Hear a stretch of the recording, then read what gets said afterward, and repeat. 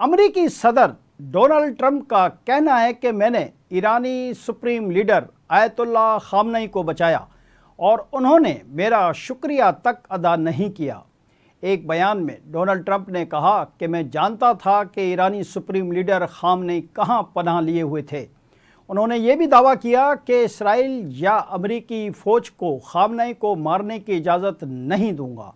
Donald Trump का कहना था कि आयतुल्लाह खामनेई ऐसा क्यों कह सकते हैं कि वो इसराइल से जंग जीत गए हैं। ईरानी सुप्रीम लीडर जानते हैं कि वो ये झूठ बोल रहे हैं। अमरीकी सदर ने कहा कि ईरानी सुप्रीम लीडर ने जंग में अपनी फतह का दावा इतनी बेवकूफ़ी से क्यों किया। एक ईमानदार शख्स के लिए झूठ बोलना मुनासिब नहीं। डोनाल्ड ट्रंप का कहना था कि ईरान को आलमी निज़ाम में वापस आना होगा वरना हालात उनके लिए मज़ीद ख़राब होंगे।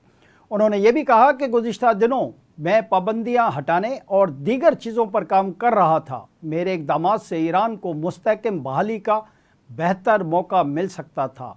गुस्से, नफ़रत और बेजारी भरे बयान ने मेरा ये काम फ़ौरन रोक दिया।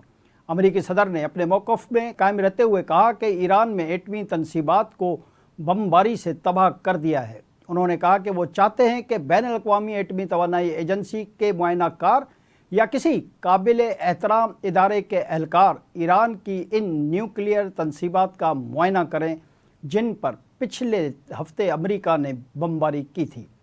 डोनाल्ड ट्रंप ने दावा किया कि ईरानी क़यादत उनसे मुलाकात करना चाहती है। उनका कहना था कि वो ईरान के सुप्रीम लीडर आयतुल्लाह खामनेई के इस बयान पर जल्द रद्द-ए-अमल देंगे जिसमें आयतुल्लाह खामनेई ने कहा कि कतर में अमरीकी फ़ौजी अड्डे पर हमला करके उन्होंने ईरान के अमेरिका के ख़िलाफ़ अमेरिका के चेहरे पर ईरान की जानिब से ये थप्पड़ मारा है।